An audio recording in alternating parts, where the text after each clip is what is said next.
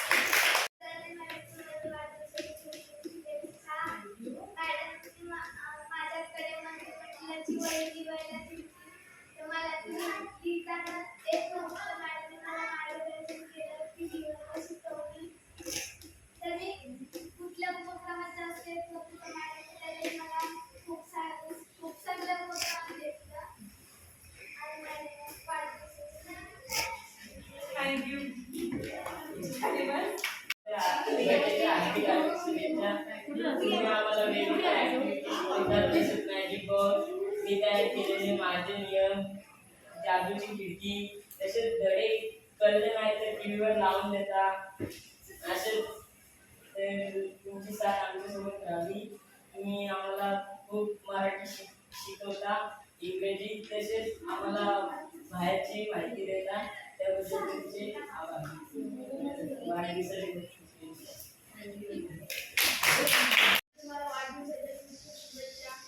Madam तुम्ही आम्हाला एवढं शिकवलं ना. माझी मॅडम तुम्ही मला इंग्रजी, मराठी, हिंदी मॅडम मला इंग्रजी शब्द पण होते गेलं. आणि तुम्ही सातवी तसं मॅडम तुम्ही मला एकदम स्पष्ट इंग्रजी शिकवली. त्याबद्दल मॅडम तुमचे आभार मानतो.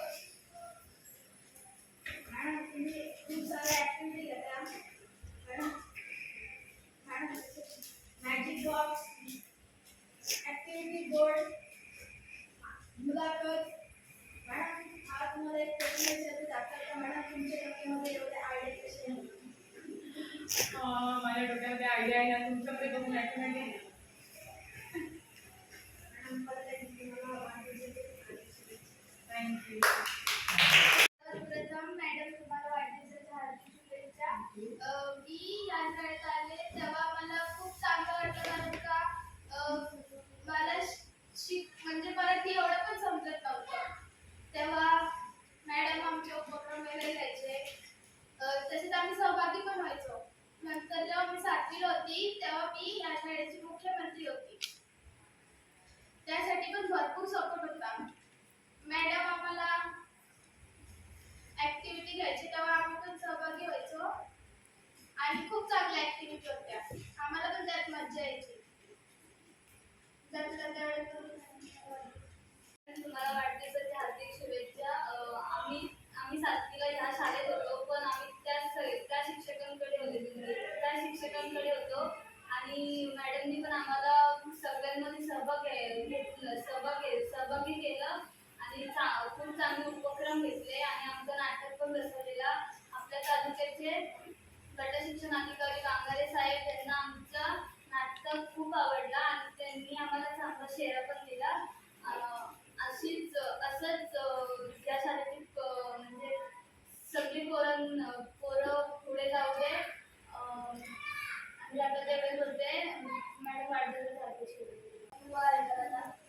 त्याबद्दल मॅडम आणि मग आम्ही जे या शाळेत जेव्हा शिकून गेलो तेव्हा आम्ही त्या 7वीच्या होतो जेव्हा मॅडम आम्हाला शिकवत नव्हत्या, पण ज्या मॅडमने आम्हाला घडवलं त्या आमच्यात चांगले विचार किंवा जे असणारे गुड थॉट्स ते आम्ही टाकण्याचं त्यांनी काम केलेलं आहे.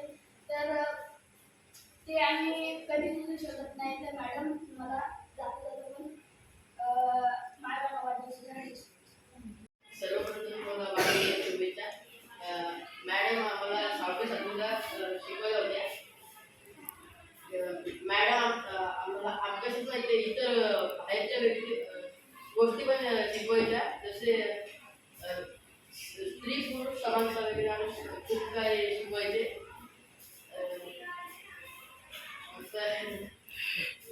शुभेच्छा.